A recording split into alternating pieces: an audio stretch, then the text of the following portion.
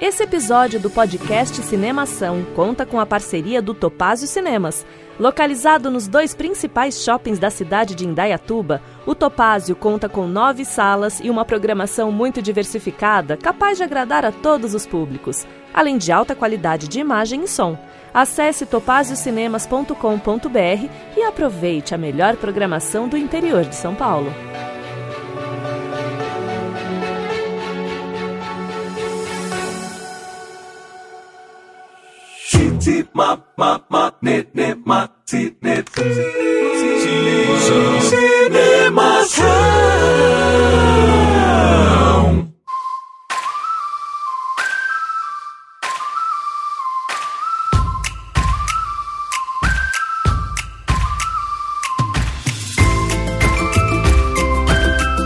Seja bem-vindo ao podcast Cinemação 466. Eu sou Rafael Arinelli e vamos desbravar um mundo novo aqui.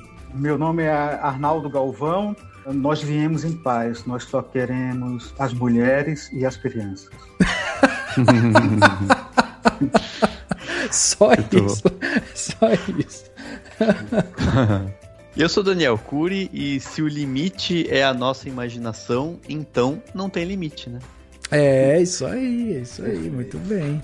Muito bem, meus amigos, estamos aqui reunidos em mais um podcast aqui para falar sobre animação, né? Se a gente fez um podcast passado agora sobre Lightyear, com discussão, crítica sobre o filme e tal, dessa vez a gente vai sentar aqui e vai aprender um pouco sobre animação, mas não é qualquer animação, a gente vai falar sobre produção 3D, vamos falar sobre animação em geral e tudo isso, né, dentro do mercado nacional. E para bater esse papo aqui com a gente tem o prazer, a honra de ter aqui com a gente o Arnaldo Galvão, produtor, diretor e que esteve à frente, né, como produtor executivo aí do longa Mundo Proibido, que representou o Brasil no Festival Annecy, que é o maior evento do gênero, né, de animação que aconteceu agora em junho lá na França, e nós tínhamos um representante brasileiro lá e o Arnaldo vai poder explicar isso pra gente também.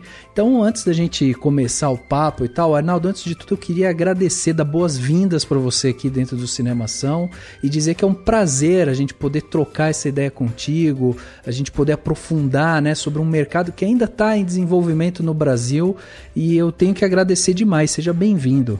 Poxa, eu que agradeço o convite, Rafael. É super bacana poder conversar um pouco sobre animação. Eu trabalho com isso já faz algum tempo. E o resultado que a gente conseguiu com o Mundo Proibido, dele ser selecionado para a Annecy, para a gente é um motivo de orgulho. Assim, eu acho que o Brasil ser representado lá foi bem importante para a gente. É, que demais. A gente vai falar sobre isso. Vamos então bater esse papo demais aqui sobre animação, produção 3D e o Mundo Proibido, né? Logo depois do Panorama. Panorama.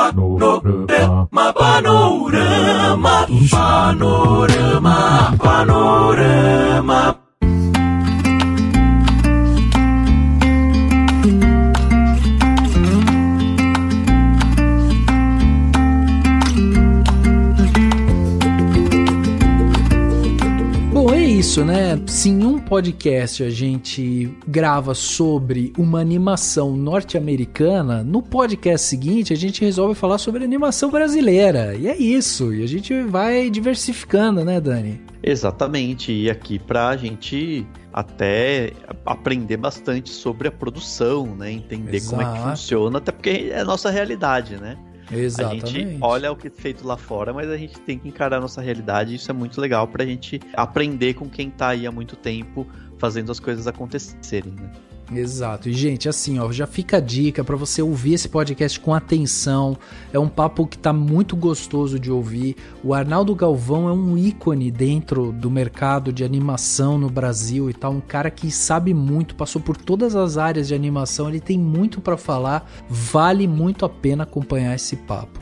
Agora, para além desse papo, a gente tem muita coisa bacana também dentro do nosso site, né? Então, assim, você gostou desse papo? Quer se aprofundar mais? Quer saber mais sobre outros assuntos, quer entender um pouco mais sobre outras coisas, visita lá, cinemação.com, o nosso site, nosso portal, onde a gente publica muita coisa bacana. Lá dentro você vai encontrar colunas, vai encontrar vídeos, né, trailer que a gente coloca lá de filmes que estão saindo, críticas, a gente coloca também muita coisa bacana lá relacionado a entender, né, como é feito, como são feitas as coisas, né, dentro do cinema. Tem uns artigos demais, assim, eu falei de colunas, né, porque a gente tem umas colunas muito bacanas lá. E, por exemplo, a gente tem o Simplificando o Cinema, que é da Marina Rodrigues, que ela vai falar sobre muitas das coisas que a gente vai falar aqui, inclusive, né? Ela fala sobre regulamentação, ela traz, né, cenários de outros países para a gente entender também como que a gente está posicionado dentro disso.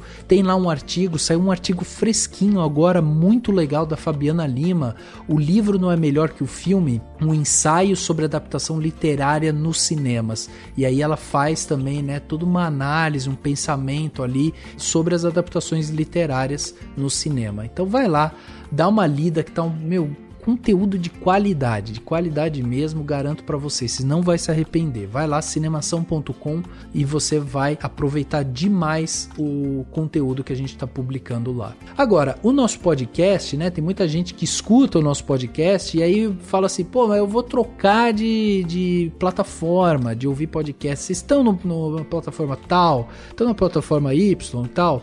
A gente está em todas as plataformas de áudio que tem, né, conexão aí com o podcast, nós estamos lá. Então, se você quiser, por exemplo, dentro do Spotify, você pode seguir a gente e ativar o sininho, porque todas as vezes que chegar um episódio novo, você vai ser notificado, né? Você vai saber que chegou um episódio novo do Cinemação e daí você já pode ouvir ele de imediato. Você pode também assinar na Apple Podcast ou se inscrever no Google Podcast ou no Castbox, e ainda dá para favoritar no Deezer, ou seja, tem muito lugar para você ouvir o podcast do Cinemação e ser notificado, para você não perder episódio nenhum. Então vai lá no seu agregador de podcast favorito e faz isso, vai lá e ativa, se inscreve, recomenda, avalia, porque isso é importante pra gente, mas para você também vai ser bom, porque você vai ser apresentado provavelmente para outros podcasts que, né, sejam compatíveis com o seu gosto, afinal de contas é isso que o algoritmo faz. E aí, por fim, tem também aqui um convite para você que está aí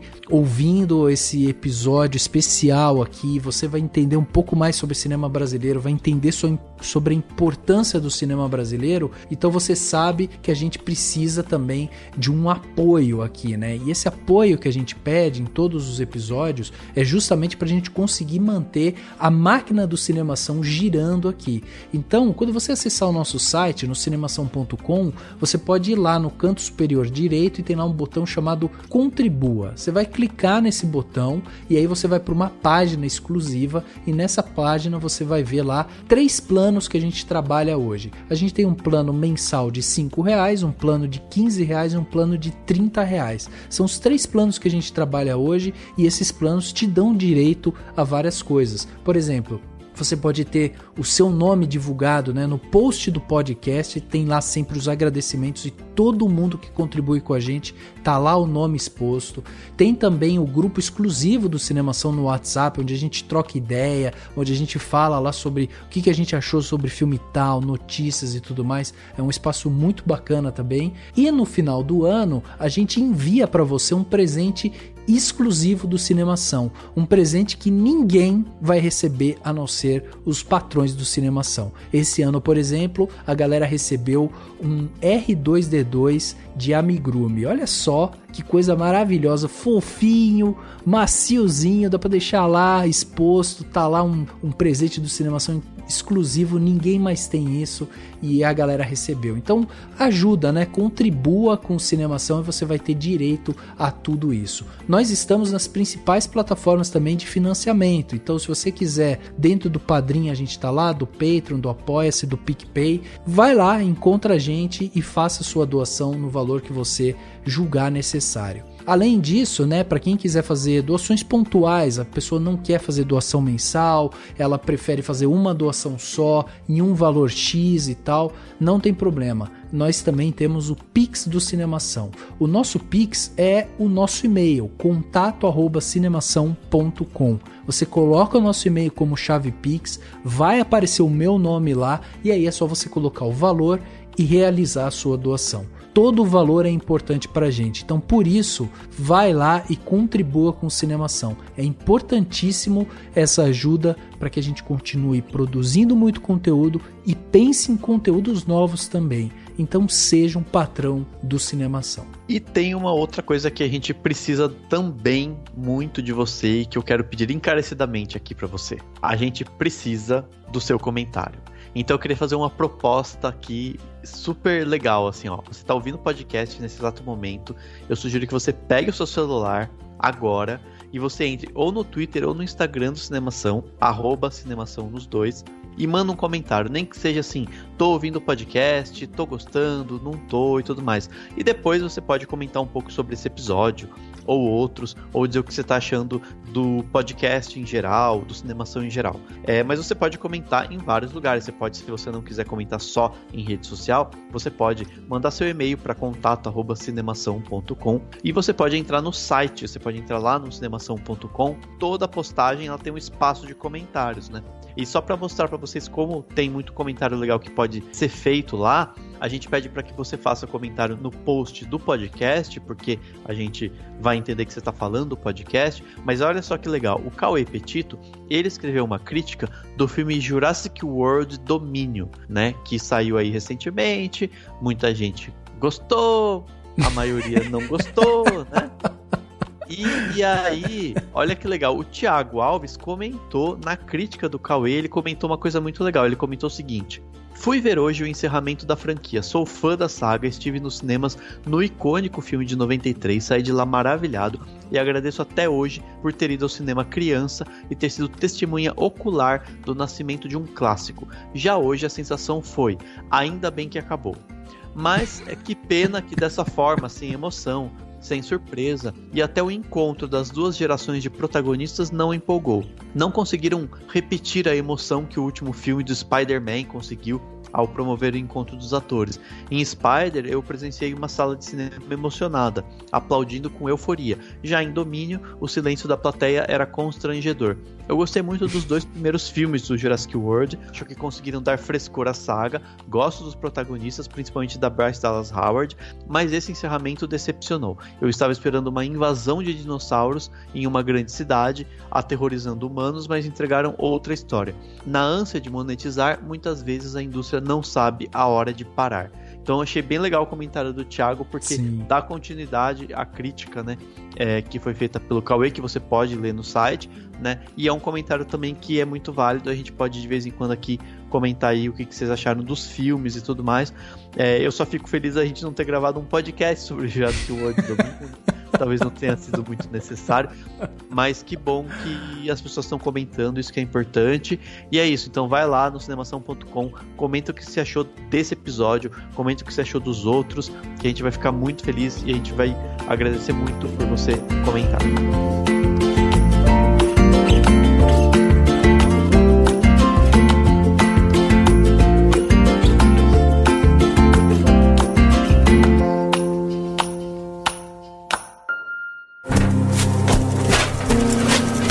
Que antes de tudo somos vitoriosos de estarmos aqui hoje representando a animação brasileira, o cinema brasileiro, na maior festa da indústria de Hollywood, um filme feito com total liberdade. Então a gente veio celebrar esse dia importante para o filme, para o cinema brasileiro.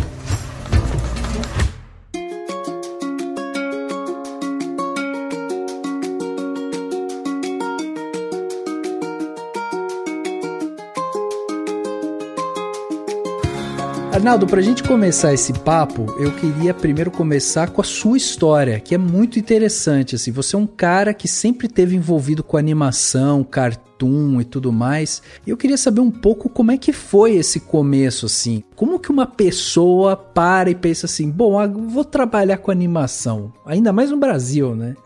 Você sabe que é uma coisa bem maluca, assim. Eu fico fazendo retrospecto se hoje em dia eu entraria nisso, né? Ah, é? Porque quando eu entrei era uma coisa assim, é como se eu não tivesse escolha. Eu fui compelido a fazer aquilo e não tinha muito, assim. Eu queria e pronto, né? Eu trabalhei sempre com cartoon, com ilustração em revista, em jornal, esse tipo de coisa. E aí eu fui convidado, por conta desse trabalho, a fazer um primeiro filme de animação. E aí quando você vê o que você desenhou com música, com som, é como se você estivesse meio brincando de Deus, né? Então aquilo é um chamado que foi muito forte, assim. Então esse primeiro começo, eu falei, a partir de agora eu quero trabalhar com animação, é isso que eu quero fazer.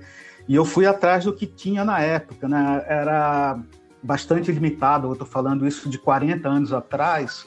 Uhum. O mercado era muito limitado, a gente trabalhava basicamente com publicidade e foi onde eu aprendi todo o começo, assim, tudo que deveria ter aprendido em alguma escola, em alguma coisa que não tinha na época, eu aprendi trabalhando já direto, né? Uhum. E ao mesmo tempo eu fui fazendo uns cursos, como de roteiro. Eu tive a oportunidade de conhecer um cara genial, que foi o Chico de Assis. Uhum. E aí esse cara me mostrou assim, um universo de construir fantasia, né?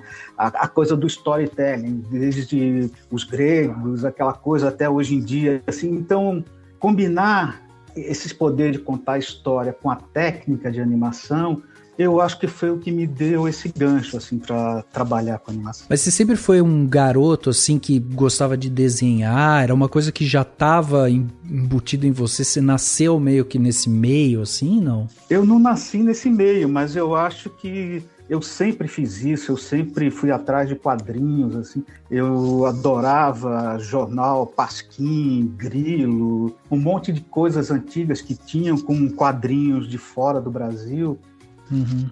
E aquilo, eu queria trabalhar com aquele mundo, né? Uhum. Não sei se é uma visão só minha, assim, de olhar para as coisas que eu já vi de produções, pensando na publicidade mesmo, né, que você falou que trabalhou bastante, mas eu acho que também, assim, aí nos anos 80, 90, imagino que acho que tinha, não sei se é impressão minha, mas acho que tinha muita publicidade com animação, né? É interessante pensar nisso. Não sei se hoje tem menos por algum outro motivo, ou se é só uma impressão minha, mas eu olho para trás e eu lembro muito de muita propaganda, né, na época que tinha, né? Era feita com base em desenho, não sei se por questão de custo, se por outra, enfim, ou só pela questão da criatividade, né? E o Brasil acho que também tem esse lado positivo, né? De ser muito efervescente, né? A publicidade aqui, né? Perfeito, é exatamente isso. Eu acho que não é que tinha mais publicidade. Quando a gente faz um balanço assim, do que tinha de publicidade e do que não tinha, a gente vê que publicidade tinha por volta de 20%. Mas eu acho que era o material mais marcante, é o que te faz lembrar mais, porque quando você vê, é uma pessoa vendendo refrigerante, alguma coisa. Quando tem animação, você precisa fazer uma coisa nova para chamar atenção, criar um personagem, fazer alguma coisa. Então, por isso que a publicidade, ela mexe tanto, assim, a animação, ela chama tanta atenção das pessoas, né? Então, essa impressão, eu acho que, assim, não tinha muito, mas é assim, o que tinha marcava bem, sabe? Uhum. Eu lembrei daquele Pernambucanas, não sei se já é dessa época ou se já é antes disso, que tinha algum desenho que falava do frio e tal. Também tem muito desse cartunesco, né, que é uma coisa muito presente no seu trabalho no começo, né, como diretor, até os curtas que você fez, tem essa coisa bem cartunesca, que permite até esses, sei lá, aumento, né, de tamanho do personagem, aquela coisa bem pra brincar, né, com a imaginação e tudo mais, né? Sim, sim. Tudo isso, assim, eu acho que vem... esse filme que você citou é dos anos 60, assim, né? É uma coisa, eu acho que é preto e branco ainda, né? É um dos filmes mais comentados mesmo. É um filme que marcou, eu acho que todo mundo, viu? Sim. E Arnaldo, você passou todos os estágios, assim, né? Porque você começou com cartoon, aí você escreveu, dirigiu, animou, você fez tudo dentro da área, né? Acabei fazendo, viu, Rafael? Acabou sendo uma coisa assim de você... E isso, no final, acabou me ajudando muito, né? E não só eu acabei fazendo várias partes do trabalho, entendendo todo o processo, como eu trabalhei, assim, trabalhei em publicidade. Eu trabalhei muito tempo no Maurício de Souza e a gente fez uma série de longas-metragens na época, com TT Espíndola, uma loucura, assim, umas superproduções. E aí depois eu fui trabalhar no Rá-Tim-Bum da TV Cultura, onde no Maurício de Souza a gente tinha 250 pessoas trabalhando e era, eu acho que uma indústria, foi o primeiro grande boom de animação, isso nos anos 80, em 85. E aí, quando acabou essa experiência, eu entrei no Rá-Tim-Bum, que era uma coisa completamente experimental, feito para a TV Cultura, voltado para educação de criança. E era bem maluco, que era numa época onde, ali no final dos anos 80, né, onde podia tudo na TV, onde a gente tinha a Xuxa, com aqueles vestidos super curtos para criança, assim, e entrou o Rá-Tim-Bum, e ele ficava meio colado ali na Xuxa, sabe, em termos de ibope, porque era uma coisa muito nova e de muito impacto na TV. Então eu acho que ter trabalhado em tantas produções diferentes assim também me ajudou, porque Maurício, 250 pessoas, aí Rá-Tim-Bum a gente tinha uma equipe de 10 pessoas para produzir, era uma equipe muito pequenininha, assim, sabe, e a gente produziu muito porque tinha uma liberdade muito grande. Caraca. Nesse esquema você tinha que aprender a fazer tudo, né? Não tinha jeito. Você tem que fazer mesmo. E assim, se a gente for dar um salto, assim, começar a tentar entender o que houve no Brasil, até então, nesse momento, assim, até ali por volta de 2005, não existia essa produção de TV.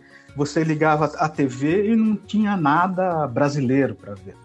A gente começa a ter alguma coisa quando o Brasil começa meio a entender a economia da cultura, entender que a produção audiovisual ela pode gerar muito emprego, ela pode fazer um impacto econômico muito grande. Então, o governo, através do Fundo Setorial do Audiovisual, foi criado um fundo específico para se produzir animação, para se produzir audiovisual.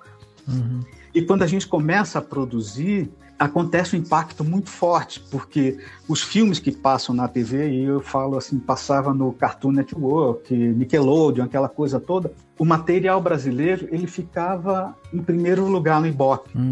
Então, assim, quando eu fico brincando com essa frase de que viemos em paz, a gente só quer as mulheres e as crianças, porque assim, se fosse falar do que o pessoal de animação quer, eu acho que seria chegar no cinema e chegar na TV, sabe? O que é uma coisa ainda mais ambiciosa, uma coisa ainda mais maluca, assim. E assim, o momento que a gente chegou na TV, o impacto foi muito grande.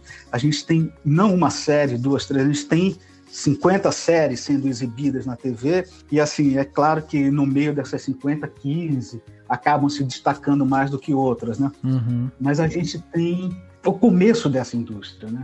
É uma indústria que ela foi um pouco interrompida nos últimos 5 anos, mas que inevitavelmente ela vai se desenvolver. Ela tem resistido, como pode nesses últimos tempos, mas eu acho que ela está criando uma musculatura para voltar com tudo. Não, e hoje em dia é meio parelho, né? Se você liga a TV e você vê uma animação, sei lá, americana e tal, e uma animação brasileira, eu acho que o leigo não consegue nem perceber a diferença, porque tem dublagem, a qualidade é muito similar e tal. Então, assim, em termos de material criativo, material técnico, a gente tá pau a pau com o mercado externo? Exatamente.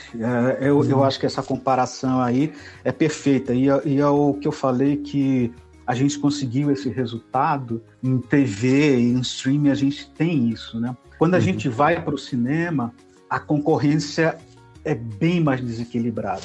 Para vocês terem uma ideia, assim, o Mundo Proibido, que é esse filme que a gente terminou em 3D, uma equipe de mais de 100 pessoas, 3 anos trabalhando, sendo 2 de pandemia, aquela coisa toda, a gente gastou 4.300.000 para fazer o filme. E aí quando você pega um filme de Hollywood, assim, sei lá, uma série como Stranger Things, cada episódio daquele custa 30 milhões. Exato. E assim, quando você pensa em cinema, aí é 500 milhões, sabe? E ainda tem mais 500 para fazer você ir no cinema. Sim. Então, assim, é uma concorrência desleal. A gente não tem nem como começar isso, sabe? Não existe nem... É diferente de você fazer um material, colocar na TV e aquilo passar de um mesmo jeito. O cinema, não. O cinema, as pessoas vão... A gente tem 3 mil cinemas no Brasil. Tem lançamento, assim, que tem 1.500 cinemas. Então, assim, são coisas como Vingadores, não sei o quê. Todo mundo adora ver, né? Claro.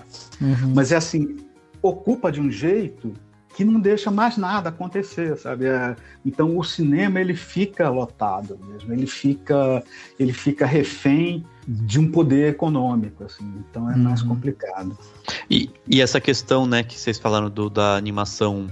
A pessoa nem sabe, né, de onde vem, nem se liga, né, às vezes que tá vendo uma produção brasileira, porque, enfim, tá desenhado, se for o desenho americano vai estar dublado mesmo e tudo mais. Eu imagino que seja até pro cinema faria sentido, assim, em termos de... Não sei, assim, a melhor palavra, mas, assim, no sentido de chegar pro público, sei lá, até pro público que, às vezes, resiste ao cinema brasileiro, porque ainda tem isso, que eu acho uma maior bobagem do mundo, mas, enfim, porque, justamente, né, não tem os atores, não tem a pessoa, então você não vai identificar se é o Tom Cruise ou sei lá quem, você vai ver só pelo desenho, né? Isso na televisão acontece muito, né, com esses grandes sucessos, tipo, lá o Irmão do Jorel, né, e tal. O próprio Irmão do Jorel, por exemplo, eu lembro que quando eu descobri que ele era brasileiro, eu falei, nossa, que maluco, né? Ele é brasileiro, não sabia. Legal isso, né? Bacana, né? Então, a mesma coisa no cinema, você poderia ter isso, né? Caso tivesse uma estrutura mais facilitada para distribuição, né? Assim, que se não fosse, que a gente sempre chama aqui de gargalo, né? O gargalo muito estreito e ninguém deixa passar nada além do estrangeiro e tal, né? Então, como você falou do Irmão do Joel, assim, tem uma série de outros produtos, como Peixonauta, Amigãozão, né, que são um material que, quando passa na TV, aquilo causa um impacto e todo mundo assiste. Aquilo, de certa forma, conversa com as pessoas e faz com que tenha uma força no Ibope tão grande. Só que quando você vai no cinema, a gente não consegue performar desse jeito, né? Todo esse material Historietas Assombradas já virou longa-metragem, agora a gente está com o Amigãozão como longa-metragem, o Amigãozão foi lançado em 300 cinemas, assim, mas assim, consegue fazer o lançamento, mas não consegue uma campanha gigante que faça aquele impacto que tem a TV, né? Então, assim, a gente tem sempre essa defasagem, e é uma defasagem econômica. O que dá a impressão é que o cinema ele vai existir para sempre, eu acho, mas é assim, ele está ao mesmo tempo se ramificando, né? Quando a gente pensa, eu acho que mesmo nas TVs hoje em dia, a gente vê que todo mundo está migrando para o streamer, porque é essa coisa do público escolher o que ele quer ver. Sim. Então, se você consegue passar um pouco isso e criar marcas fortes, assim, como Amigãozão, Irmão de Jorel, Peixonauta, assim, você vai ter esse material também no streaming, você vai atrás deles em todos os canais, assim. Acho que, antes de tudo, somos vitoriosos estarmos aqui hoje representando a animação brasileira, o cinema brasileiro, na maior festa da indústria de Hollywood, um filme feito com total liberdade. Então a gente veio celebrar esse dia importante para o filme, pro cinema brasileiro.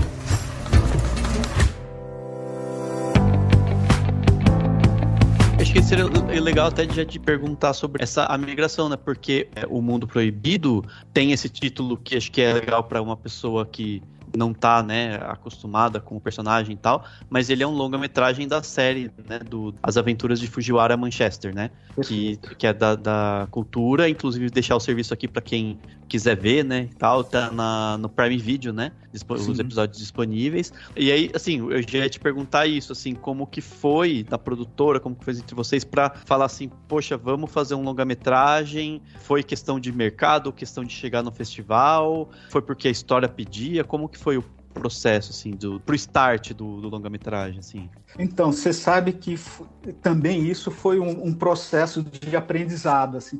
A gente não tinha muito um manual de como fazer as coisas, né? Em 2000, eu fiz um curta-metragem que ganhou uma série de festivais no Brasil, fora do Brasil, ganhou muito prêmio. E eu já tinha ali 40 anos, em 2000, e eu falei assim, tá na hora de fazer um longa-metragem. E comecei a desenvolver um longa-metragem com um cara super top, que é o Flávio de Souza. A gente fez um material e eu comecei a viajar para tentar viabilizar esse projeto. E assim, nesse processo, eu estava com um filme. Eu queria fazer um filme e eu fiquei conversando, você conversa com uma pessoa, a pessoa, você tem um, e aí é muito complicado, porque se você não tiver uma carteira de projetos, 5 projetos pelo menos, que cada um vai numa direção um pouco diferente, a conversa acaba muito rápido com todo mundo. Ah, que interessante. Então, assim, é muito importante que você, por mais que você ame um projeto, que você tenha pelo menos mais 4. Assim, 5 eu acho que é um número bacana, assim. Porque aí você chega na pessoa, a pessoa fala, isso não me interessa. Opa, mas isso aqui parece bem bacana. Se a gente fizer isso, mudar não sei o quê, fazer não sei o quê. Então, é importante ter uma base para começar a conversa, sabe? Se você vai só com uma alternativa, isso acaba rápido.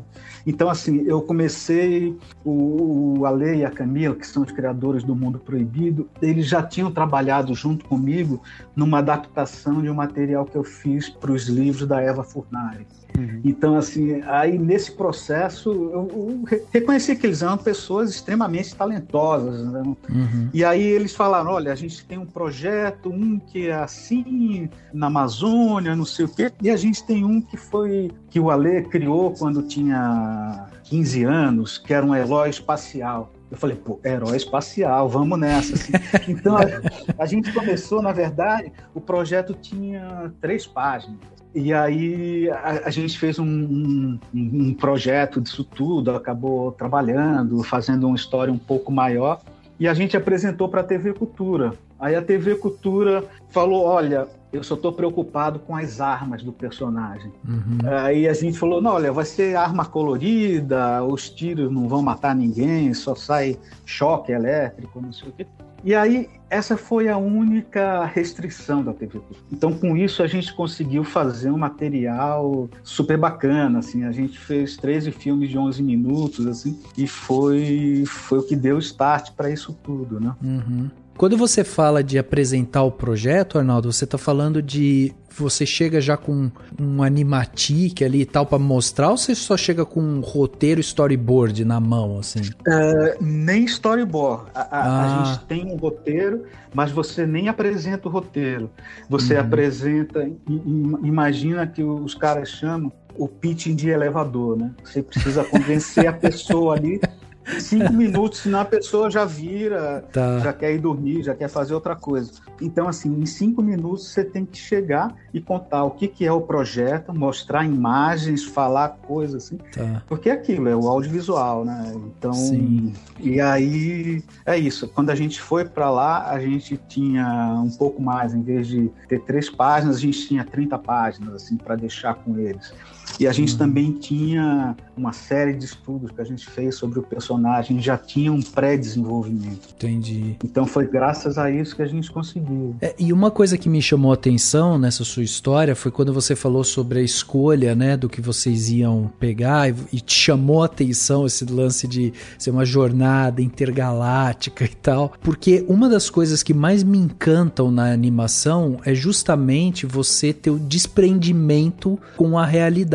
É isso mesmo. Quando você pega uma obra como essa, tipo Mundo Proibido, a gente tá falando de uma aventura, de uma jornada intergaláctica, né? Um casal vivendo ali uma aventura cheia de perigos e não sei o que e tal. E a gente tá falando de uma aventura intergaláctica sendo feita por aqui no Brasil. Então, tipo, você não vai ver um longa de live action de uma aventura intergaláctica, sabe?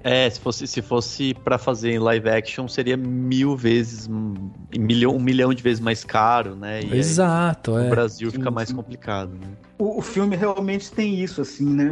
Eu acho que o que me encantou quando ele me falou do projeto pela primeira vez, assim, é que a gente tinha a possibilidade, ali nos anos 60, quando o mundo parecia um lugar muito grande, antes da gente ter internet, que você vai para todo canto ao mesmo tempo, tinha alguns lugares que pareciam meio mágicos. E esses lugares deixaram de ser mágicos por conta da possibilidade de você conhecer tudo com a internet, né? É verdade. E assim, aí sobra o que você pode sonhar, o que você imagina que seriam os mundos além dos mundos, né? E quando você pensa num personagem que pode seguir pelas estrelas, tendo uma carreira, indo atrás de alguma coisa maluca que passa pela cabeça dele, isso é um personagem muito intrigante pra mim. Sim, nossa, demais. E essa coisa, né, é a busca pelo extraordinário, né? Você não tem limites realmente, porque ali o papel vai aceitar. E aí uma das coisas que também me chamou a atenção é que aqui você atua como um produtor executivo. Como é que foi pra você estar desse lado da produção? Olha, eu acho que eu só consegui isso por um respeito muito grande pelo Ale e pela Camila, assim. Eu acabo me associando. Os trabalhos que eu fiz até agora foi, assim, além dos meus, que eu chamo pessoas para trabalhar, mas eu fiz uma parceria com a Eva Furnari. Então, assim, a Eva Furnari é uma pessoa que eu pegava os livros dela para minha filha, sabe? Que hoje em dia tem 40 anos, para ela ver. Então, é uma pessoa, assim, que eu sempre admirei muito e eu admiro até hoje. Até hoje ela é uma pessoa encantadora, perfeccionista, assim, é muito bom trabalhar com ela.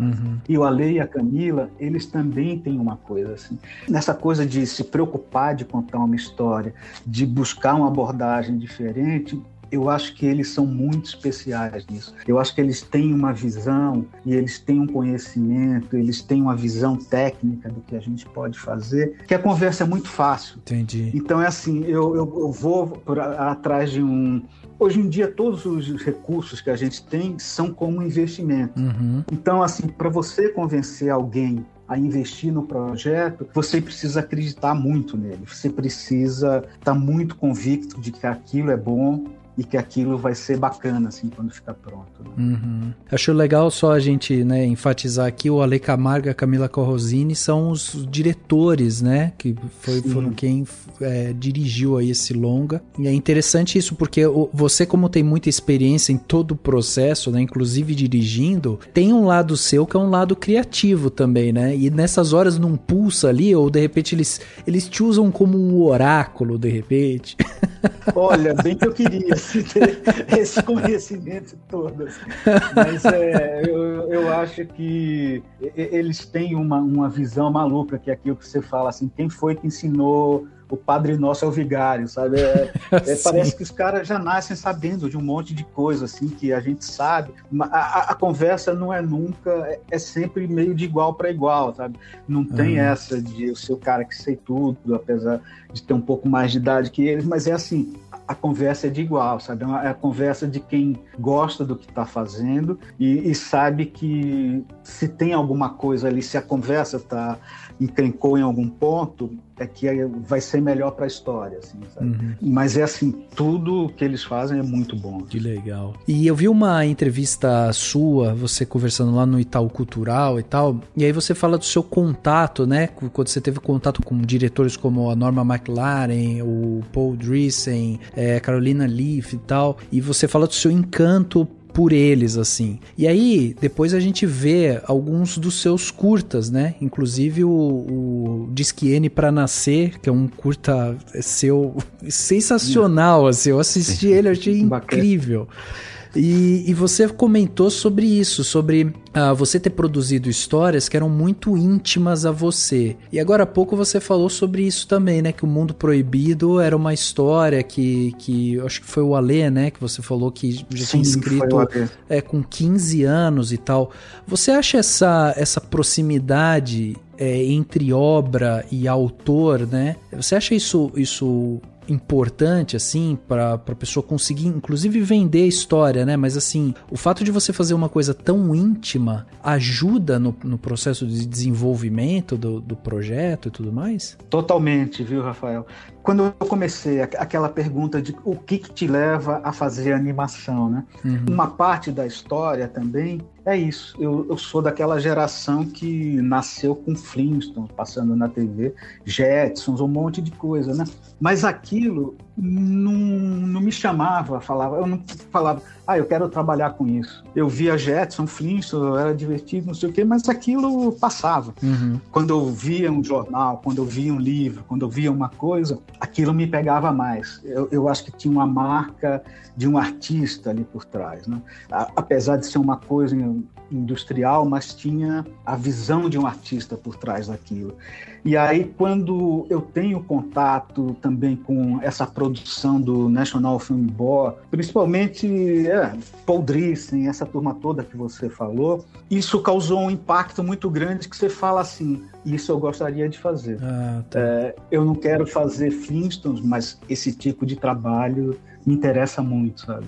Então, é maluco que aquilo te chama, e aí você é um artista de certa forma, o cara tá dando uma alma dele, né? É um pedaço do que ele acredita no mundo. Quando tem um produto com essa intensidade, eu acho que é muito mais fácil de você se identificar. Não, e a gente sente isso, né? Sente mesmo. Eu acho muito, muito importante isso, assim, essa sua história, assim, porque reforça a importância das cinematecas, né, da memória, do investimento em cultura que resgate coisas clássicas e, enfim, importantes do passado e tal, porque é isso que acho que consegue, né, criar essas fagulhas que às vezes só o comercial, só a televisão às vezes não dá conta, né, para criar, para, enfim, evocar, né, o artista nas pessoas, e não que tenha só essa obrigação, mas, né, pode servir só por questão de memória e outras descobertas das pessoas que forem descobrir essas obras, mas eu acho que é muito bonito isso, assim, de pensar sobre sobre o quanto é importante, porque isso eu acho que hoje em dia muita gente tá desvalorizando, acha que filme antigo, é só um bando de filme antigo, tem gente que não consegue entender, né, o quanto é importante esse tipo de manutenção, né, das obras clássicas, dos rolos, enfim, dessas coisas assim, né? É isso mesmo, Daniel. Eu acho que tem uma preocupação, assim, quando você trabalha com audiovisual, que é essa preservação da história. Você, de certa forma, acaba sendo uma pessoa engajada nisso também, sabe? E eu acho que, além da preocupação com a cinemateca, a preocupação com o ensino da animação, a preocupação, assim, de você se organizar como grupos, de pessoas que trabalham com animação, pessoas que trabalham com audiovisual, elas se unirem para ver o que é melhor para o desenvolvimento da profissão. Então, assim, é um trabalho sempre de equipe, é um trabalho de sempre, muita gente envolvida o tempo todo, e tem isso também. A gente tem uma preocupação com o passado e com o futuro, né? Então, assim, a gente sabe que a gente está no presente fazendo isso, mas, assim, é uma história para se respeitar e o que a gente vai desenhar para frente. Que antes de tudo somos vitoriosos estarmos aqui hoje representando a animação brasileira, o cinema brasileiro, na maior festa da indústria de Hollywood, um filme feito com total liberdade. Então a gente veio celebrar esse dia importante para o filme, pro cinema brasileiro.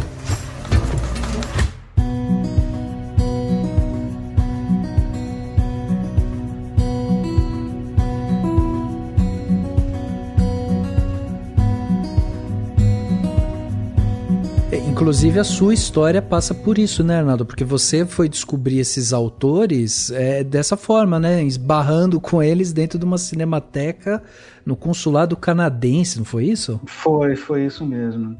Eu vi primeiro uma amostra deles, né? Fui chamado uma amostra, vai ser, sei lá, eu acho que era na GV. A Getúlio Vargas tinha um cineclube que era genial, assim. E aí uma primeira mostra que eu vi deles foi lá. E aí depois nessa mostra, conversando com as pessoas que estavam organizando, eles falavam assim, olha, a nossa embaixada é na Avenida Paulista. E se você quiser pegar filme, vai lá e pega os filmes que você quiser. Eles falam, como assim? E aí os caras te emprestavam, sabe? Filmes em 16mm de todos esses caras, assim. Então a gente começou também a fazer exibição em lugares, assim, clubes, igrejas, sabe? Lugar, assim, que tinha bastante gente, você pegava e levava aquele material para as pessoas verem. E isso foi bacana para ter um conhecimento maior, sabe? De tudo que estava sendo produzido. Porque inclusive quando a gente assiste, por exemplo, Disque N pra Nascer, que é uma história muito íntima sua, né? Dá pra ver que a questão das angústias, né? De se tornar um pai e tudo mais. Uma das coisas que mais me chamou a atenção ali naquele curta foram as transições, como você fez as transições de uma cena para outra, como elas são fluídas, sabe?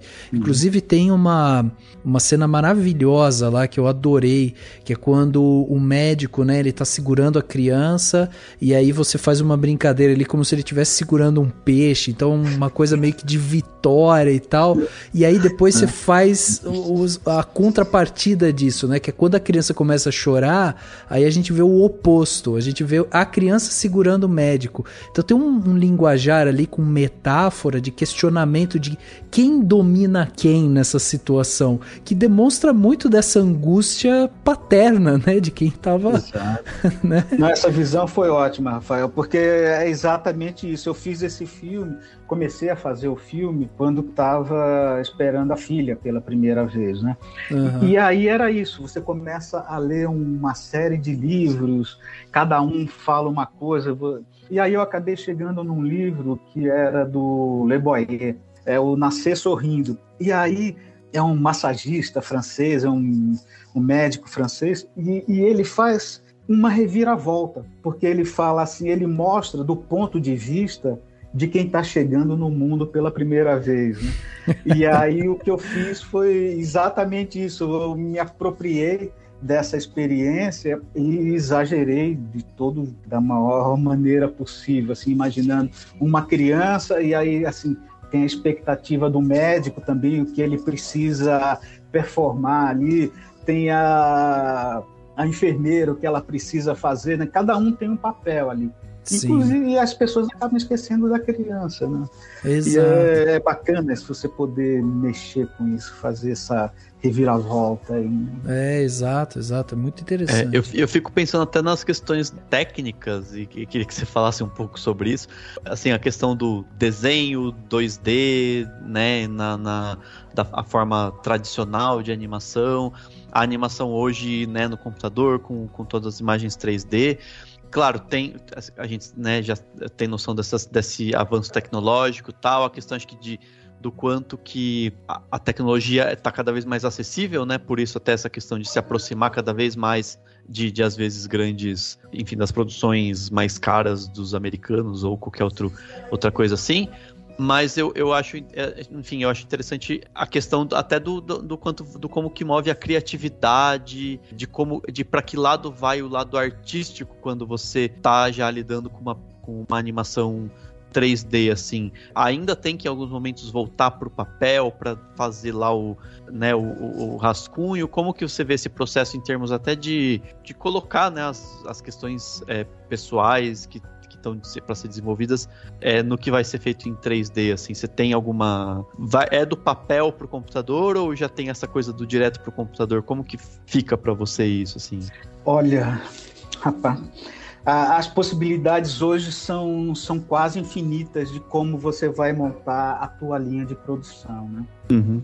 Antigamente era uma coisa muito limitada. Você tinha um roteiro, aí você fazia um storyboard, aí você fazia a animação tradicional, você tinha que usar umas folhas de acetato para conseguir a transparência, você tinha que ter uma máquina que custava $5 milhões para filmar. Era uma coisa assim que era muito inacessível. Então essas primeiras produções assim ali o Disque para Nascer, Uma Saída Política, são filmes feitos ainda dentro desse processo absurdo. Assim. E assim, desde 95 começaram a aparecer alguns softwares que deveriam facilitar, mas só ali por volta de 2000, um pouco antes, 98 ali, apareceu um software que era muito... Ele reproduzia toda essa linha de montagem pela primeira vez. Assim. Então você fazia o material no desenho e esse software permitia que você finalizasse tudo dentro de um computador. E era um software que na época, sei lá, era $300. Era uma coisa assim... Quando aquilo caiu na minha mão pela primeira vez, foi como se eu tivesse ganhado, sei lá, um brinquedo de Natal, ganhar uma bicicleta no Natal, sabe? Você fala, nossa, agora eu posso fazer tudo que eu precisava daquela máquina de 5 milhões, não sei o quê, eu faço tudo num computadorzinho aqui, sabe? Num computador simples que eu tenho na minha casa. Era uma coisa assim que a tecnologia, ela realmente faz mudanças e você precisa ficar atento para ela, né? Porque muitas vezes ela é tua amiga, às vezes não muito, mas é assim, ela veio para facilitar e é um caminho irreversível, né? Hoje em dia é bem maluco assim o que eu vou falar, mas hoje em dia eu já estou vendo umas experiências de realidade aumentada, de uma tecnologia bem para frente assim, aonde você fala e o computador faz uma imagem para você. Caraca! Então, assim, o que dá a impressão é que a gente vai ter uma mudança no meio de produção, na forma de se produzir, que ainda estão se desenhando. E, assim, é coisas... Não sei se a minha geração vai pegar isso, mas é assim, provavelmente o pessoal mais jovem vai pegar uma outra forma de se produzir.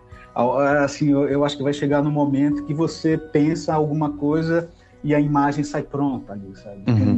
Com alguma limitação, mas é assim. Mas hoje em dia, voltando para o nosso tempo atual, a gente tem um material muito acessível, assim, para fazer esses filmes em 3D que a gente faz.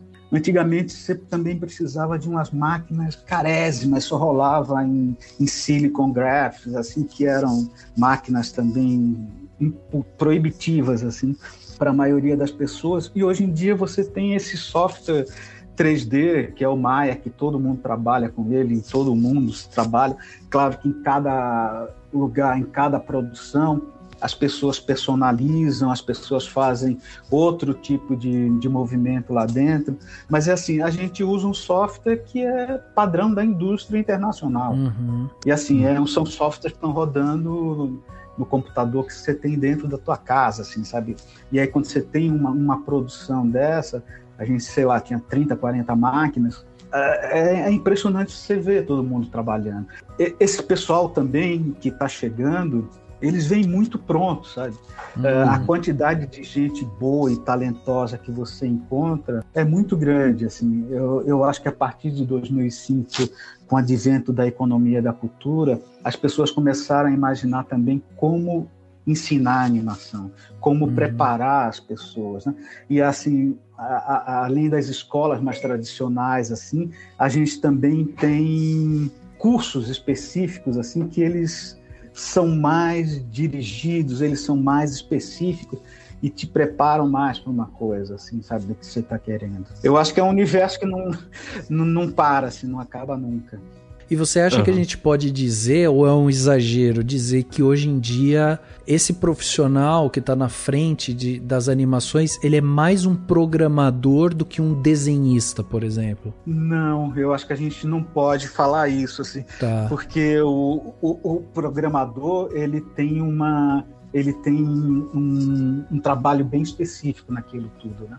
Então, assim, falando de uma coisa a grosso modo que eu já participei. A gente tinha um filme onde tinha uma lagartixa, e aí essa lagartixa, ela tinha 500 mil perninhas, assim, para andar. Então, assim, se você fosse animar essas perninhas, era um trabalho impossível. E aí vem um programador, ele pega o software, que é um software que é aberto, e aí ele vai e faz especificamente isso. Quando essa perninha andar para cá, essa outra vai andar para lá. E aí a outra vai fazer não sei o quê. Então, assim, você anima num bloco, né? Então as coisas ficam muito mais simples. O trabalho do programador é muito específico. O animador, eu acho que cada uma das pessoas lá dentro, assim, é um trabalho bem específico, né? Mas ainda é importante a pessoa ter uma noção de desenho, por exemplo, uma noção artística, assim. Eu acho que é onde começa tudo, viu? Eu acho que você ter isso, eu acho que é bem importante, assim. Não para você trabalhar nessa indústria, mas para você ser um criador, você precisa, ou você tem essa visão, ou você se associa com quem tem essa visão. Mas é importante, eu acho que isso é o diferencial do trabalho, você fazer uma coisa que seja diferente do que está por aí, né? Tem muitas histórias, elas já foram recontadas de 500 formas diferentes, mas eu acho que ainda tem muita coisa para surpreender as pessoas, ainda tem muitos universos, muita coisa onde você precisa colocar luz que vale a pena chamar a atenção. Mas assim, no estúdio hoje, fazendo lá a animação, ainda tem espaço para o papel, lápis e tal, ou você diria que não, isso aqui já hoje em dia já vai direto naquele lápis, eu nunca sei o nome, né? Aquela tablet, coisinha, né? Tablet. Então, hoje em dia, assim, você pode fazer uma produção 100% digital. Você pode fazer o storyboard, você pode fazer todos os desenhos, e assim, isso é até recomendável, para falar a verdade, que você perca um pouco desse receio da tecnologia e vai, principalmente para quem está chegando agora, sabe? Esse material é muito acessível, você não precisa ter um software, sei lá, você tem software simples, tem software que são em licença fácil de você usar, e aí você pode treinar com isso, né? E assim, o ideal quando você faz isso, quando você tem um filme todo dentro do computador, é muito mais fácil de você corrigir, né? Antigamente era muito maluco o processo, assim, porque a gente fazia um storyboard, grudava na parede, e aí você ia e contava para as pessoas e ficava meio procurando entender a reação das pessoas. Se em algum momento as pessoas perdessem a atenção, não está funcionando, tem que colocar uma piada ali, ou matar alguém, fazer alguma coisa para que causasse um impacto ali, né? E hoje em dia, quando você faz esse storyboard, você faz direto dentro do computador. E aí você faz o animatic, que é o encadeamento dessas imagens, assim, aquilo fica muito fácil de identificar o que funciona, o que não funciona, né? Então, assim, se eu fosse falar para quem está começando hoje, eu falo, aposta, sabe, no 100% digital, assim. Ainda mais porque é mais ecológico, é tudo mais simples, assim. É claro que um caderno sempre vai ser o companheiro de quem trabalha com isso, né? Sim. Você desenha em guardanapo, você desenha em tudo que é lugar, assim.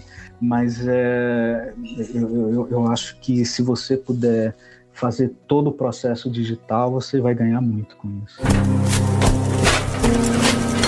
Que antes de tudo somos vitoriosos de estarmos aqui hoje representando a animação brasileira, o cinema brasileiro, na maior festa da indústria de Hollywood, um filme feito com total liberdade. Então a gente veio celebrar esse dia importante para o filme, pro cinema brasileiro.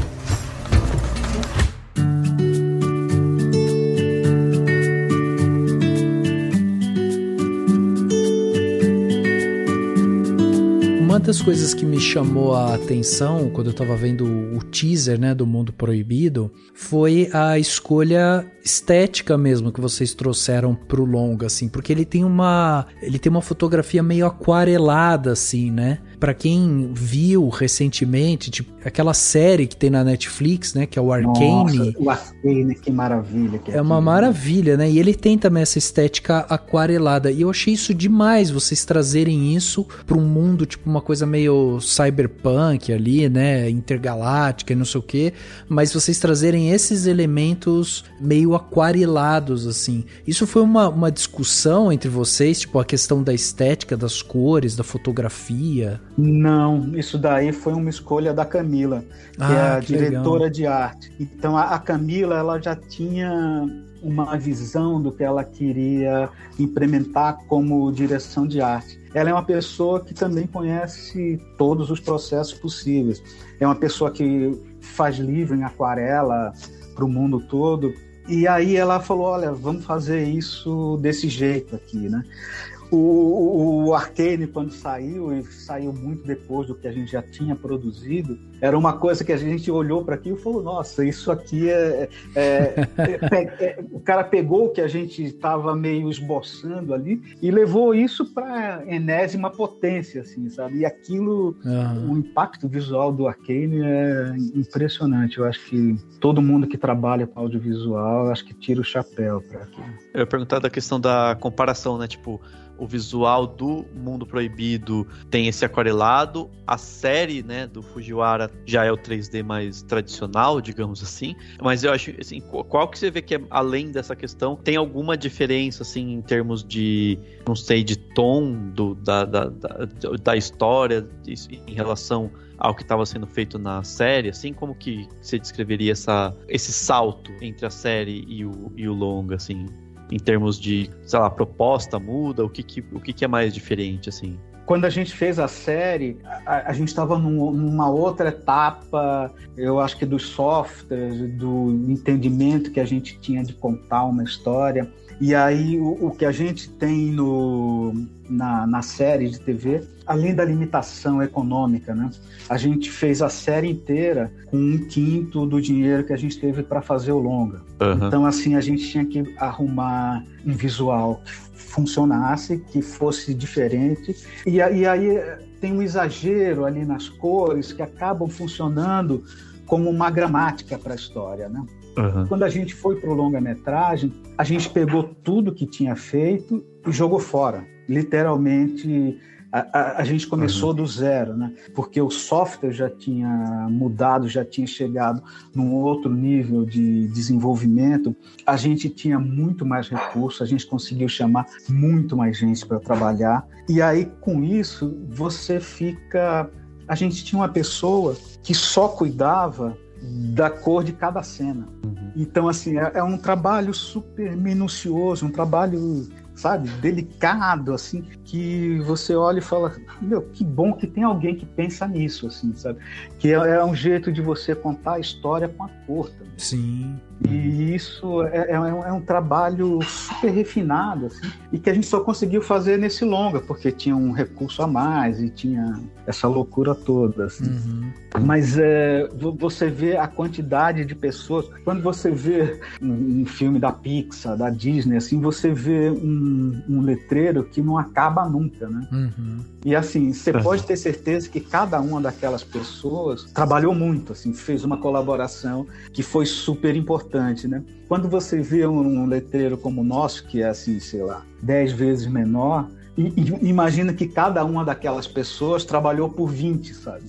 Então, assim, para poder dar conta de tudo, para poder chegar nesse resultado, assim. E é legal isso, eu acho que isso é uma coisa que a gente tem aqui no Brasil, que é, não, vamos fazer, e a gente está criando estrutura para isso. Só para ainda sobre essa questão da transferência, imagino que tenha também uma questão mais, às vezes, até de poder usar mais, né, por ser longa, não ter as limitações da TV, né? Porque o que me parece é que é claro, né, a gente viu só o teaser do longa, mas parece que ele tende a ser mais adulto, né? Tem umas coisas, né? A caveirinha, tem um beijo que acho que na animação para TV tinha essa limitação, né? Assim, sim. Ou não? Não, total, perfeito, é isso mesmo. Quando a gente fez, assim, eu te falei que a gente fez fez o desenvolvimento, a gente fez o pitching, essa história do convencimento, primeiro para a TV Cultura. E a TV Cultura falou, olha, tá tudo bem, com exceção da arma, não sei o quê. Então, assim, eles tinham, a gente já foi com o pé um pouco atrás, tentando acertar o que seria interessante para a TV Cultura, conhecendo a preocupação da TV Cultura, que tem uma tradição de fazer essa produção infantil. A gente já foi e baixou a idade, né, das pessoas para chegar naquele limite. Quando a gente vai para o longa-metragem, a gente sabe que pode fugir um pouco e que aquelas pessoas que foram fãs do Fujiwara, elas cresceram. Então, elas também estão querendo alguma coisa a mais, assim. Então, o personagem ele ficou ainda mais irreverente, é um personagem que fuma, faz sexo, tem uma coisa ali, a Lídia, que é a mulher a principal personagem, ela tem uma parte de robô nela, assim, sabe? É uma parte cibernética, é uma coisa assim. Então, tem um mundo que fala, olha, essas coisas mudaram, isso aqui, sabe, deu um passo e provavelmente aconteceu alguma coisa complicada entre a série e o longa, assim, sabe, em termos de espaço. Legal. Interessante. E Arnaldo, a gente está falando aqui, né, sobre a parte criativa e tal, que você já tão bem explicou pra gente, mas eu queria entrar um pouco na questão que foi uma das coisas que você fez agora recentemente, né, com esse longa e tal, que é a produção executiva. Bom, vocês tiveram, o filme esteve presente, né, no Festival de Annecy. Eu queria que você explicasse, para quem não conhece, nunca ouviu falar o que é o Festival de Annecy, qual é a representatividade de você conseguir colocar um longa brasileiro lá e, né, levar esse filme para a França, ser exibido lá e tal. Qual o tamanho da importância disso? Cara, a importância disso é absurda, assim, né? Eu acho que com esse trabalho que foi crescendo do audiovisual, do produto de animação, primeiro, eu acho que vale a pena a gente contextualizar o Festival de Annecy. O Festival de Annecy é como se fosse o principal mais importante de cinema, como se fosse Cannes, Berlim, Veneza. Imagina tudo junto, isso é o que representa o Festival de Annecy para animação. É um festival que existe há 50 anos e ele foi criado exatamente por isso. Os caras iam para Annecy e falavam assim, vocês não respeitam a animação, não sei o quê. Aí os caras falavam, vamos fazer um festival nosso. E aí os caras fizeram isso há 50 anos atrás e levam muito a sério. A França leva muito a sério a economia da cultura. Os caras criam escola, os caras fazem tudo, eles sabem o quanto isso é importante para o desenvolvimento do país, né? Então, assim, esse festival ficou a coisa mais importante, assim. Você não só vê os filmes mais bacanas lá em Annecy, mas lá também tem o mercado, que é o MIFA, que é o mercado do cinema de animação internacional. Então, assim, todas as pessoas que compram filme estão lá também. Então, assim, é a hora que você vai, negocia e fala de projetos futuros, fala do que vai fazer. Entendi. E é maluco, porque até 2014 a gente não tinha nenhum longa-metragem. Primeiro, a gente tem uma produção muito limitada de longa-metragem no Brasil. E segundo, até 2014 a gente nunca tinha conseguido que um longa-metragem entrasse em Annecy. Aí esse longa entrou, que é um longa do Luiz Bolognese, História de Amor e Fúria, entrou e ganhou. Essa notícia caiu como uma bomba pra gente, né? E aí a gente falou assim, tá bom, a gente ganhou, nunca mais a gente vai ganhar, né? E aí no ano seguinte a gente ganhou de novo, com o filme do Ale Abreu, que é O Menino e o Mundo, que é um filme de animação lindo. E aí, assim, no ano seguinte, uma menina ganhou com um curta-metragem, que é o Guida. Então, assim, é muito maluco como a história foi crescendo, né? Quando a gente fala que essa produção, até 2005 a gente não tinha nada para a TV, que a partir de 2005 a gente começou a produzir mais, a gente não só começou a produzir mais, mas a gente começou a produzir mais e melhor. E esse material começou a ter um reconhecimento nas TVs, aqui em todo canto, mas também nos festivais internacionais. Então, assim, foram 3 sucessos na sequência, que foi o História de Amor e Fúria, foi o Menino e o Mundo e foi o Guida. Aí em 2018, os caras falam, o pessoal de Annecy fala assim, o que está acontecendo no Brasil assim, para a produção, a qualidade do material crescer muito, né? E eles fizeram uma homenagem para o Brasil. Caraca, que então, legal. O pessoal chamou os brasileiros e fizeram uma homenagem gigante. Foram mais de 100 brasileiros para lá. Foi um momento assim muito, muito, muito intenso. Aí depois disso, no próximo ano, entrou um filme que é o Bob Cuspe, Nós Não Gostamos de Gente. E aí o filme ganhou de novo. E aí, assim, é maluco, assim, que aí depois vem e aí entra o filme do Alê. A gente entrou numa sessão não competitiva lá, que é uma sessão extra lá do festival. Mas é assim, a repercussão foi uma coisa assim maluca, assim, sabe? Então, assim, as pessoas ainda estão naquele encantamento, assim, apesar da gente estar quase 5 anos sem produzir muito, digamos assim, mas é assim, muita coisa do que estava sendo feito começa a ser finalizado agora e ainda vai ter um tempo, assim, para essa exposição, né? Então, assim, quando você fala assim, quando você conta isso como uma história, o filme da pessoa entrou e ganhou, o filme de não sei quem passou lá, o filme de não sei quem passou, é claro que isso te deixa feliz. Mas quando é o teu, que você deu o teu sangue para aquilo ficar pronto, claro. Aí a felicidade é total, né? Eu acho que pra gente, assim, foi genial isso. Acho que antes de tudo somos vitoriosos estarmos aqui hoje representando a animação brasileira, o cinema brasileiro, na maior festa da indústria de Hollywood, um filme feito com total liberdade. Então a gente veio celebrar esse dia importante pro filme, pro cinema brasileiro.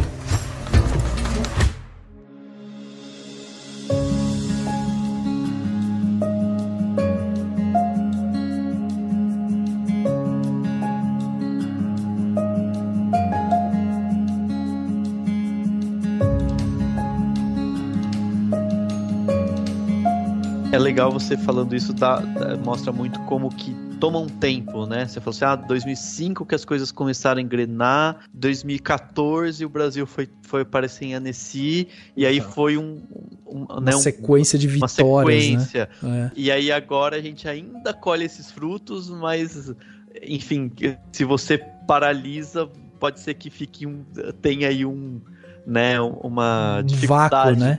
Vai ter um hiato, né? Sem dúvida vai ter isso. É maluco, assim, quando a gente fala do Festival de Annecy, é que, assim, ele é a ponta do iceberg do que a França olha para a produção audiovisual e principalmente para a produção de animação. Né? Então, é assim, é o país inteiro, assim, com gás total nisso. Você vê que em pouco tempo a gente conseguiu um resultado com os nossos recursos limitados aqui.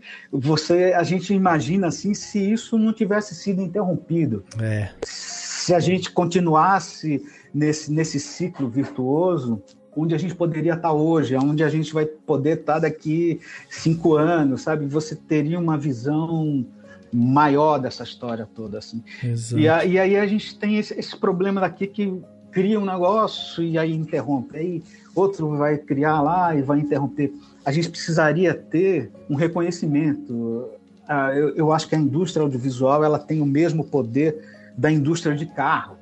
Eu acho que a gente gera mais trabalho que carro, a gente gera mais trabalho do que geladeira. Então é uma coisa assim que precisa ser reconhecido e não pode ser considerado alguma coisa a ser interrompida. Sim. Isso precisa ser reforçado cada vez mais. É importantíssimo isso que você está falando. Agora, pra gente que é leigo aqui, Arnaldo, me diz uma coisa, como é que é esse processo para você ir para Annecy? Você tá aí você falou assim, vou fazer lá minha inscrição, aí você escreve lá uma carta, faz online, manda por correio, aí você recebe uma mensagem deles falando assim, te selecionamos aqui, hein? Aí você fala, caraca, é isso, abre champanhe e tal, como é que é esse processo?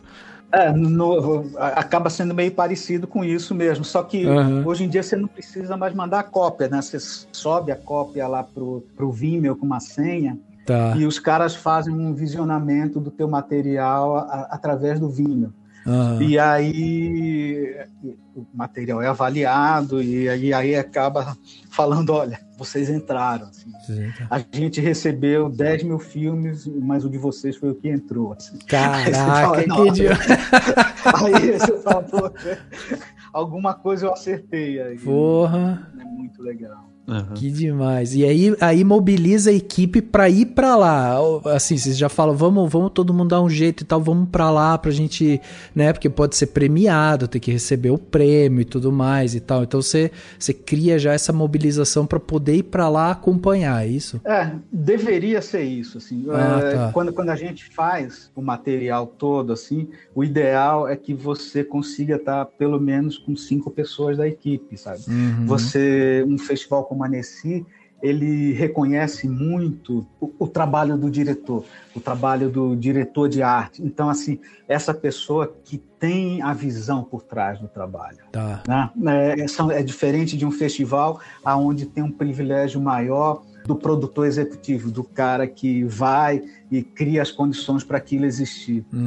Em Annecy é um festival que os caras querem ver o criador. Eles querem ver o cara que pensou, que criou aquela história toda, né? E aí, assim, toda essa viagem da equipe também deveria ter um processo que é um processo da Ancine, que faz essa ponte. É a Ancine que leva as pessoas para lá, né? E aí a Ancine também está parada lá, e esse programa foi extinto, então a gente acabou não indo para lá. O que a gente tem de relato é amigo que mandou filme, não sei o quê, o pessoal gritando depois que acabou aquela coisa. Caraca. Então, assim, a gente acabou não indo, né? A gente tinha recurso para ir uma pessoa para lá, mas aí ficou injusto, assim. O Ale e a Camila eram os criadores, assim, então pelo menos deveriam ir os dois para lá. E aí a gente não conseguiu recurso para os dois irem, e aí falou, olha, a gente também precisa procurar os próximos trabalhos.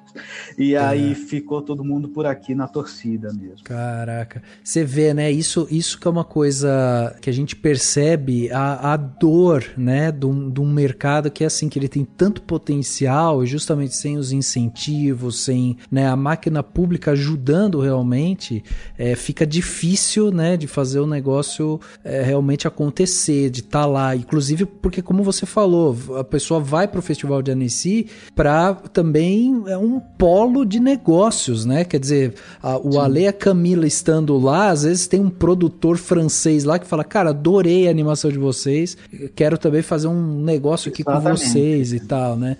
Então é o Brasil exportando talento. E aí quando você tem uma Ancine parada, não tem o que fazer, né, cara? Não tem, E é maluco você falar isso assim também, porque quando a gente fez esse desenho do que deveria ser o desenvolvimento dessa indústria, você poderia copiar um modelo como de alguns outros países, assim, onde eles são produtores de mão de obra. Você não é dono da propriedade intelectual. Então, assim, falando do irmão de Jorel que você citou. Então, o irmão do Jorel, ele é uma propriedade intelectual de quem criou, sabe? Então, assim, isso tem um valor que é incomensurável. É diferente de chegar e alguém encomendar para eles fazerem uma animação qualquer. Então, assim, o Brasil poderia ter virado um grande lugar de produção de mão de obra, mas, assim, a escolha que a gente fez foi de ser o criador, foi de ser, sabe? Então, a gente cria esses personagens, a gente cria essas histórias, a gente sabe fazer isso, assim. Então, isso eu acho que a gente conseguiu o reconhecimento disso, foi um processo até rápido, né? A gente fala 2005, aí 2014 já foi. É bem maluco que foi rápido, assim, pra gente. Sim. Foi uma coisa, assim, parecia que todo mundo já estava com a faca no dente esperando, assim, sabe? Esperando para cair dentro da história. Não, e essa história que você contou do festival fazer uma homenagem pro Brasil, querer entender o que tá acontecendo, né? Pra tá aparecendo tanta coisa legal. E de repente cessa isso. É tão chocante, né? É chocante mesmo. Não, é muito estranho mesmo, assim. Os caras não entendem, assim, porque o Brasil, eu acho que é um dos poucos países, assim, que chegou nesse nível de produção, de reconhecimento, e teve um retrocesso tão gigante, assim, sabe? Nenhum país abre mão disso. Pelo contrário, quem conseguiu chegar nessa escala assim, de reconhecimento, os caras querem falar, não, tem que continuar, tem que produzir, tem que fazer, não sei o quê. E aí a gente faz uma coisa completamente diferente, sabe? É estranho. E você segue empolgado com o mercado, Arnaldo? Você segue... Porque você tá no mercado, você já viu muita coisa acontecer, né? Inclusive você falou também do seu outro curta, como que é o nome dele? Do político? Desculpe, Uma saída política. Uma saída política. E teve o Almas em Chamas, que acho que foi o que foi bastante premiado, né? O mais premiado deles. Sim, foi o mais premiado de todos, foi o Almas em Chamas, né? Então, nessa saída política, você tem de novo, né? Mais uma coisa muito íntima sua, falando sobre essa questão da eleição ali, né? Tava saindo de uma ditadura militar e tal, então, tipo, tem todo um contexto ali histórico, então você já viu o mercado se movimentar de várias maneiras, né? Você viu o que era animação virar animação em 3D, viu essas questões políticas influenciando e tal. Hoje, no papel que você tem, estamos te usando aqui como o oráculo que é. Você segue otimista, falando, não, cara, é um mercado que eu amo, eu vejo que ele vai se reerguer. Como é que tá esse coração aí? É exatamente isso, é um mercado que eu amo. Eu também, muitas vezes assim, eu faço uma brincadeira que é como o Keith Richards. O pessoal chegou para ele depois, quando ele tinha lá 70 anos, o pessoal chega para ele e fala assim, você não tem vergonha de ter 70 anos e estar tocando guitarra e dançando em cima de um palco? Ele falou, eu tenho, mas eu não sei fazer outra coisa. Assim.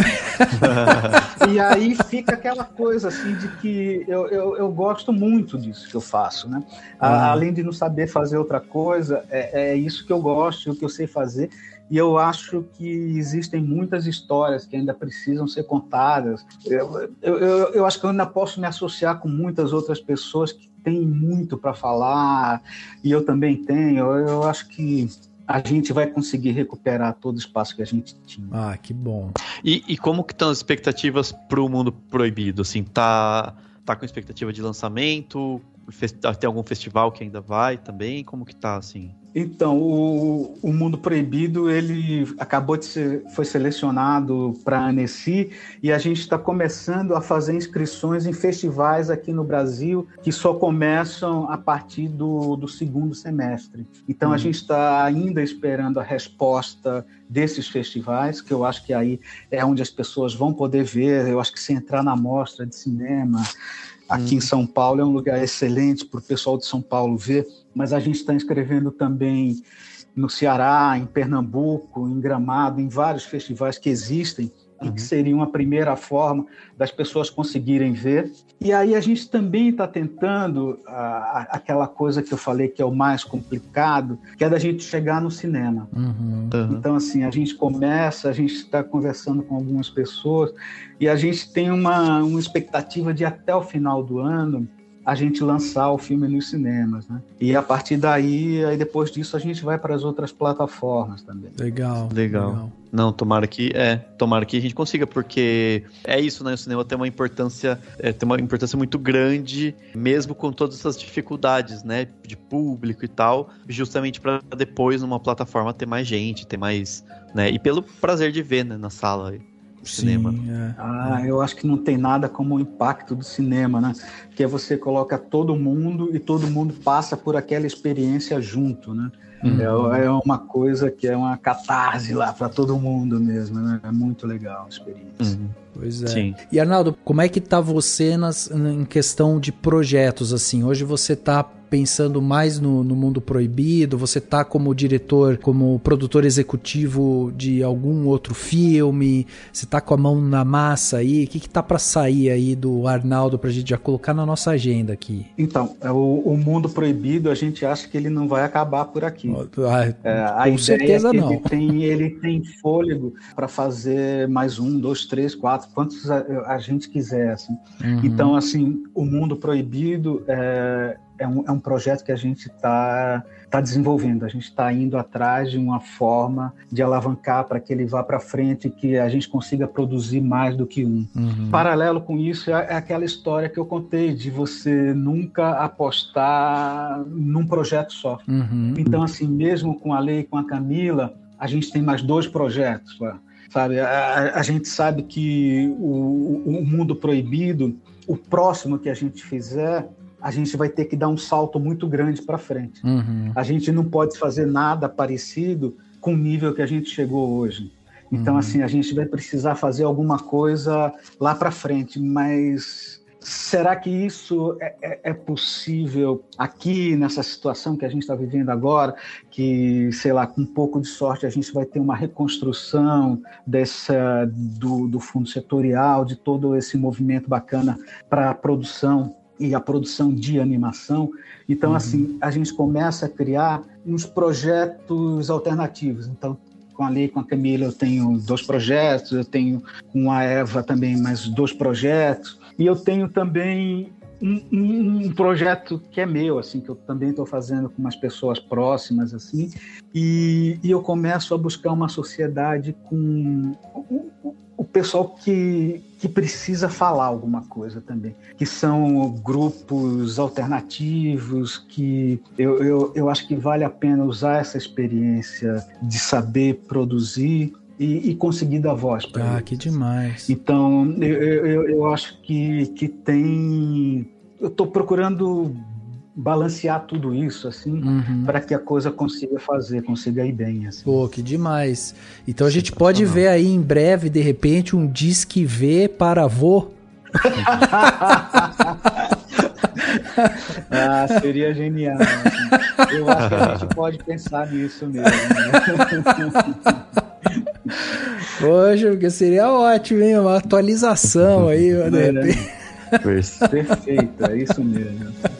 Usar essa experiência do tempo para contar, né, outro ponto de vista da história. Exatamente. Exatamente.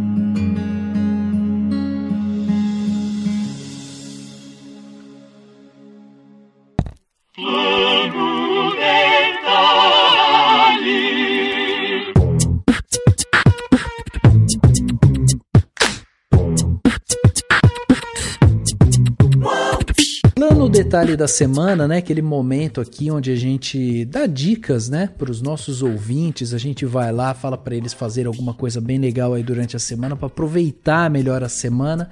E dessa vez eu quero trazer aqui um podcast que eu comecei a ouvir e tô simplesmente viciado nele. Tô adorando a história dele, que é o podcast A Mulher da Casa Abandonada, um podcast original da Folha, e ele conta a história basicamente de uma mansão que fica no meio de Higienópolis, e essa mansão tá ali completamente abandonada e tudo mais, e aí descobre-se que dentro dessa mansão mora uma mulher que tem uma história muito curiosa, assim. Ela mora lá completamente reclusa, não conversa com ninguém, tá lá morando há muito tempo e tal, e é uma casa em Higienópolis. Para quem não sabe, o bairro, né, de Higienópolis, em São Paulo, é um dos bairros mais ricos, mais caros da cidade, e ele é tomado por prédios, né, tem vários prédios lá e tal. E essa casa, ela é praticamente uma das últimas casas que tem lá. Então, tem muita gente, né? Tem toda a especulação imobiliária também de olho na casa, porque querem construir alguma coisa lá, gostariam de comprar o terreno, que é gigante e tudo mais.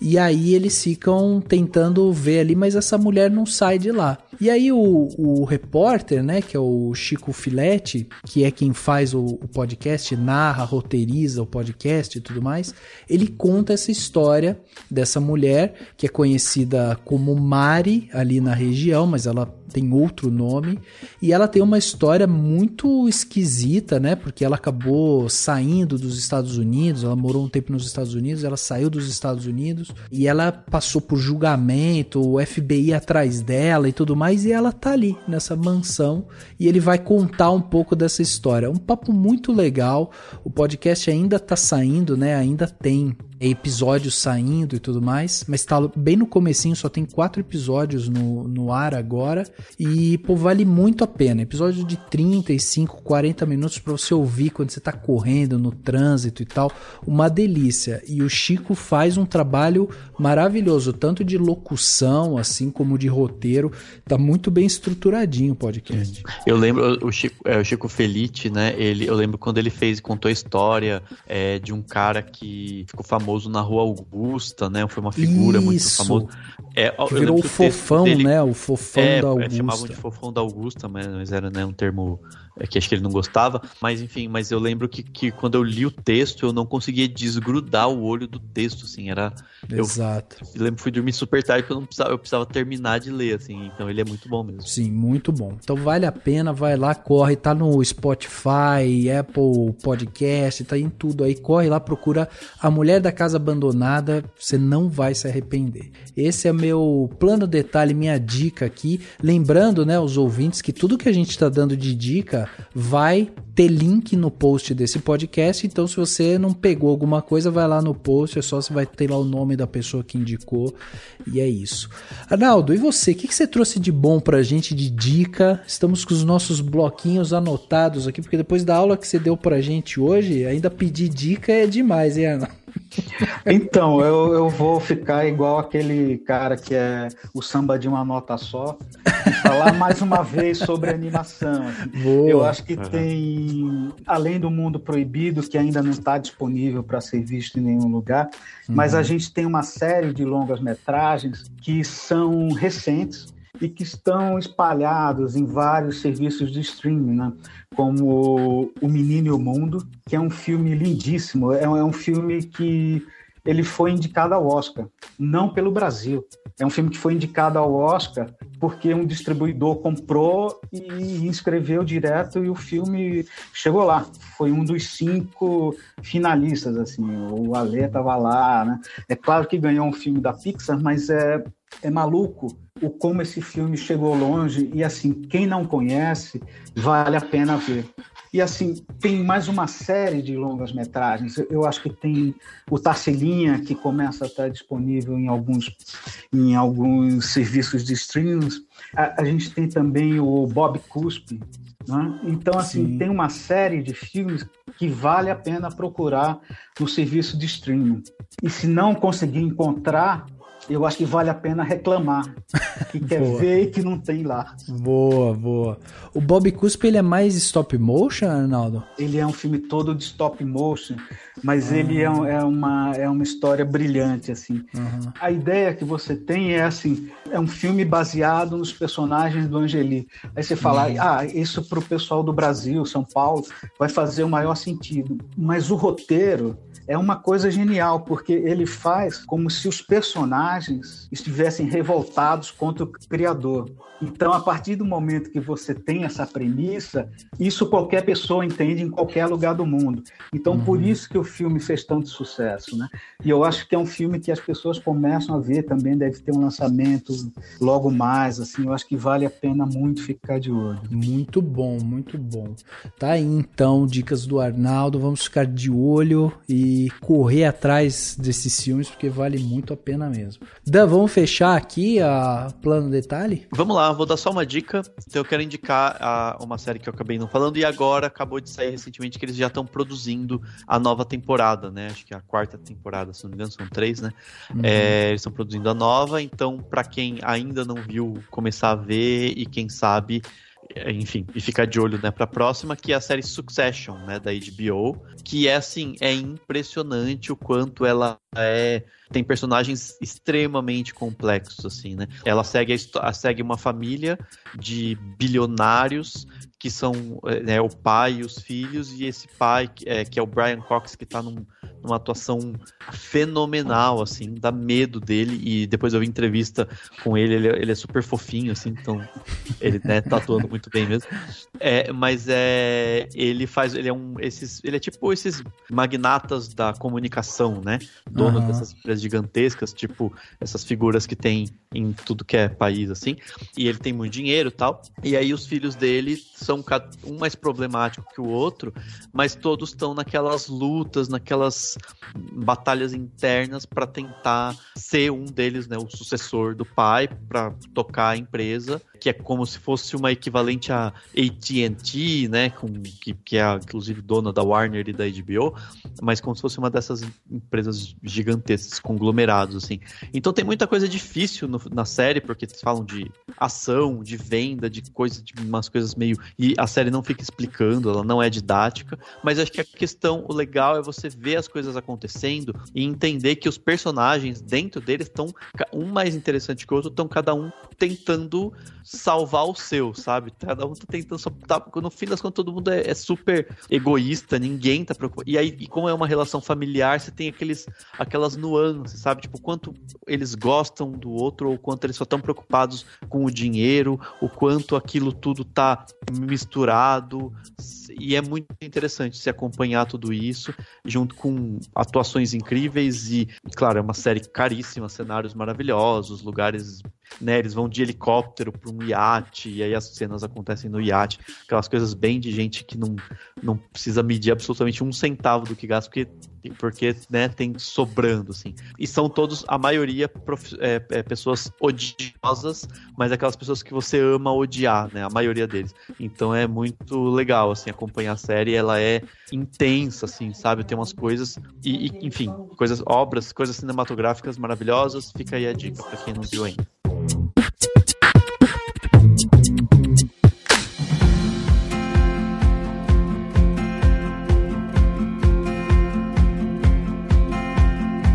Bom, chegando aqui no final do podcast Cinemação 466, batemos esse papo aqui sensacional com o Arnaldo. Arnaldo, queria agradecer você mais uma vez pela presença aqui com a gente, por, né, compartilhar esse conhecimento, por falar sobre seus projetos, por, né, trocar tanto. É muito importante tudo que você falou sobre o mercado, sobre incentivos. Dá a sensação realmente de que a gente tem um caminho a seguir e que se as coisas forem feitas de uma maneira legal, o Brasil tem muito potencial, né, para se tornar um polo de animação, de cinema e tudo mais. E pessoas como você servem justamente para inspirar essa galera que está ouvindo a gente agora a consumir cada vez mais produto brasileiro. Então eu só tenho que agradecer mesmo a sua disponibilidade, vir aqui conversar com a gente, que foi incrível, foi demais. Eu que agradeço, viu, Rafael? Você e o Daniel, porque é raro a gente poder ter uma conversa assim com quem entende da área, também com quem faz pergunta e te conduz para um resultado bacana, assim. Foi uma conversa, eu gostei demais, assim. Eu acho que a atenção de vocês foi muito legal e eu que agradeço a atenção. Que bom. E Arnaldo, para acompanhar seus trabalhos e tal, como é que tá? Onde que a galera consegue acompanhar suas notificações? Tem alguma rede social? Acompanha algum canal do YouTube, alguma coisa assim, não? Então, a gente tem um site que é o do Mundo Proibido, onde a gente vai ficar sabendo exatamente tudo que está acontecendo com o filme, assim. Então, inclusive, se tiver uma possibilidade de lançamento, a gente vai avisar lá, e aí eu acho que é por lá, é o melhor jeito, assim. Tá, legal. Então a gente vai colocar o link desse site também no post do podcast, quem quiser ir lá, vai lá, clica e vai acompanhar o Mundo Proibido. Mais uma vez, muito obrigado. Dani, obrigado também pela sua participação aqui, mais um podcast. Nossa, eu que agradeço. Brigadão, Arnaldo. Fiquei muito feliz com esse podcast. Acho que ficou muito... Tem muita coisa muito importante também, além de pra gente, enfim, ampliar os nossos conhecimentos, né, sobre cinema. Espero que todo mundo que tá ouvindo aqui o podcast tenha gostado, né? Mandem seus comentários, digam o que acharam e tudo mais. E se preparem que tem muito mais vindo por aí. Até semana que vem. É isso, é isso. O podcast Cinemação 466 fica por aqui e a gente se vê no próximo.